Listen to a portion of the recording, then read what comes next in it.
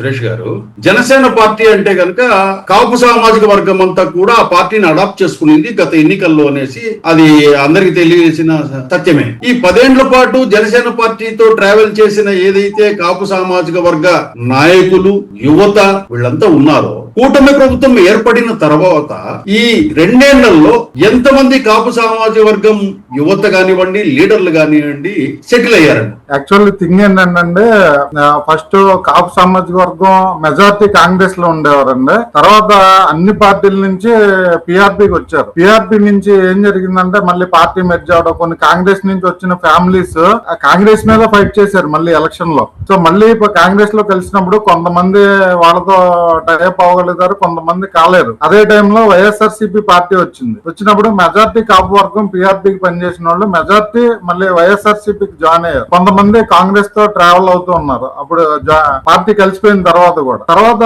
ఈ జనసేన పార్టీ వచ్చింది మళ్ళీ. అలాంటప్పుడు ఒక పార్టీ మెర్జ్ అయిపోయినప్పుడు ప్రజల ఆలోచన ఎలా ఉంటదంటే, అంటే పార్టీ సపోర్టర్స్ ఆలోచన, అరే దెబ్బతిన్నాము, పార్టీ కలిసిపోయింది, ఉంటే బాగుండు, మూడో ప్రత్యామ్నాయంగా కాపులు కృషి చేస్తున్నారండి యాక్చువల్లీ ఎప్పటి నుంచో. సో అలాగే మళ్ళీ జనసేన వచ్చేసరికి అందరికి ఒక ఆశలు చిగురించాయి అనమాట. చిగురించిన తర్వాత అందరూ ఏ పార్టీలో ఉన్నా సరే మూడో ప్రత్యామ్నాయం కోరుకునే ప్రతి ఒక్కరూ కూడా వాళ్ళు ఎలాంటి డెసిగ్నేషన్ లో ఉన్నా సరే, ఎలాంటి రూలింగ్ లో ఉన్నా సరే బయటకు వచ్చి ఇనామస్ గా ఈ పార్టీకి సపోర్ట్ చేయడం జరిగింది, జనసేన పార్టీకి. కానీ ఆయన పార్టీ పెట్టడం మళ్ళీ టీడీపీకి సపోర్ట్ చేయడం, ఎటు ఏమీ చేయలేని పరిస్థితి. ఇక సరే ఒక ఎలక్షన్ వద్దామని అటే ఓటేశారు. మళ్ళీ 2019లో మళ్ళీ పోటీ అన్నారు కొన్ని పార్టీలను కలుపుకుని. అప్పటికే ఒక నమ్మకం అయితే లేదండి ఈ పార్టీ దీంట్లో పనిచేసిన కార్యకర్తల్లో కానీ నాయకుల్లో కానీ. ఎందుకంటే బహిరంగంగానే చాలా మంది, ఇప్పుడు కొంతమందికి అయితే యాక్సెస్ లేకపోవచ్చు కానీ కొంతమందికి పార్టీ వ్యక్తులతో యాక్సెస్ ఉంటది కదండి, వాళ్ళ ప్రతి విషయం షేర్ చేసుకుంటారు.